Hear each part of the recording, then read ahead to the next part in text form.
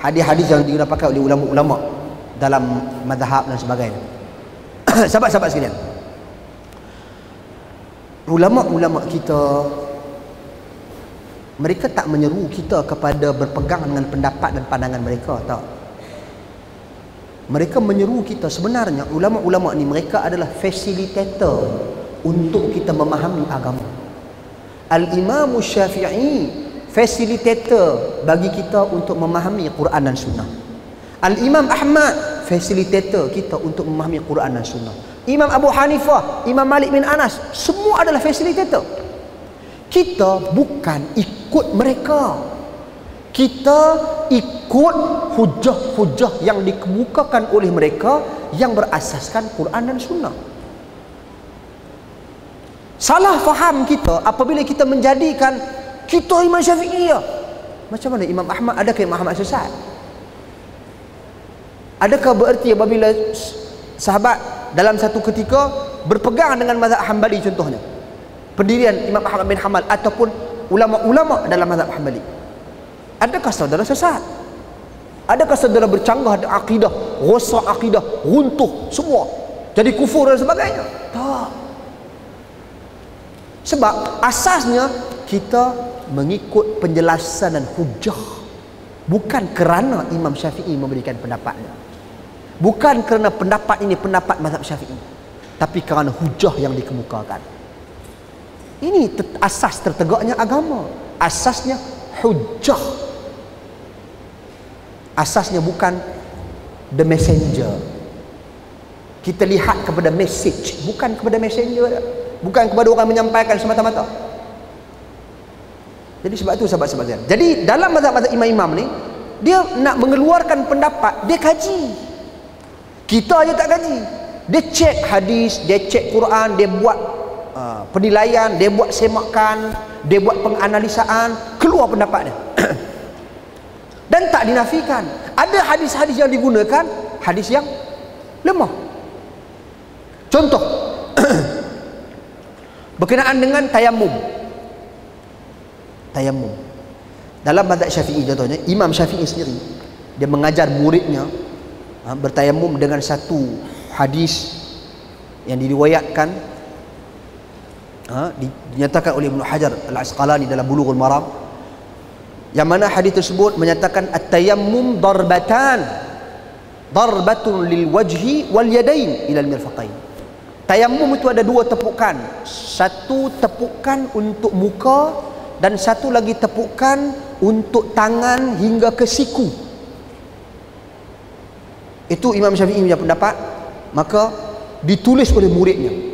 Antara murid Imam Syafi'i yang menulis pendapat ini, Al-Imam Al-Buwaiti. Al-Buwaiti. So Al-Buwaiti, sahabat-sahabat sekalian, bila dia kaji selepas Imam Syafi'i wafat rahimahullah, dia kaji, dia terjumpa satu hadis yang sahih, yang mana pada hari ini kalau kita teliti, hadis itu diriwayatkan oleh Al-Imam Al-Bukhari, maknanya sahih,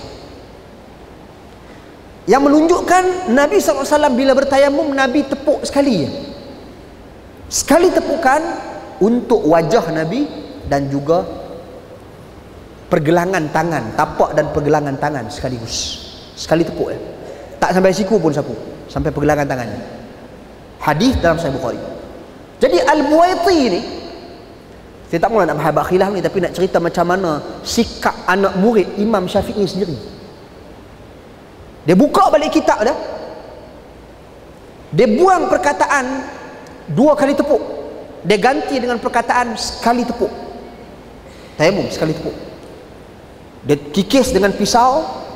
Dulu tulisan kitab yang kena kikis, liquid paper tak ada. Lepas tu dia tulis balik atas tu sekali tepuk. Dia tutup kitab dia, dia pegang pisau, hulu pisau, dia pukul kitab dia, dan dia berkata, hakadha awsana sahibuna idza sahal hadith fahuwa madhhabi. Inilah yang diwasiatkan oleh imam kami, yakni Asy-Syafi'i rahimahullah, apabila sahih sesuatu hadis, itulah madhab dan pendirianku. Nampak? Sikap ulama, dia nak ajak kepada Nabi, dia nak ajak kita kepada Nabi, tapi kita kadang-kadang terbalik, tak tengok dah Nabi tu, kita tengok dia. Bukan kata dia tak penting, dia sangat penting. Tanpa dia kita nak faham macam mana Quran dan hadis. Dia bantu kita, ulama-ulama ni. Tapi kita kena faham objektif dia berikan penjelasan, berikan pendapat untuk apa? Untuk nak dekatkan kita dengan Rasul sallallahu alaihi wasallam, bukan untuk nak dekatkan kita dengan dia. Itu ya. Kalau orang boleh faham macam ni, takkan berlaku ta'assub fanatik mazhab sehingga menyesatkan orang yang berbeza fahaman dan pendirian dengan kita. Dia akan munfatih, dia akan terbuka cara dia berfikir. Jadi itu sebab tu walaupun dalam mazhab sekalipun perlu diteliti dan dinilai semula riwayat-riwayat. Contohnya guru saya Dr. Mustafa Al-Hura, dalam fiqh Syafi'i dia ada satu kitab yang asas, iaitu Matan Ghayat wa Taqrib. Kitab ni antara kitab asas dalam fiqh Syafi'i. Matan Ghayat wa Taqrib. Dia bila kata matan ni, dia hanya cerita aja. Dalam fiqh Syafi'i ni, fiqh dalam mazhab Syafi'i, dalam isu hukum hakam berkaitan dengan ayam ada berapa jenis, sekian. Hukum hakam salat sekian. Apa yang guru saya buat? Guru saya ni Dr. Mustafa Al-Hura, dia salah seorang tokoh besar mazhab Syafi'i di Syria. Dia buat satu kitab At-Tadhhib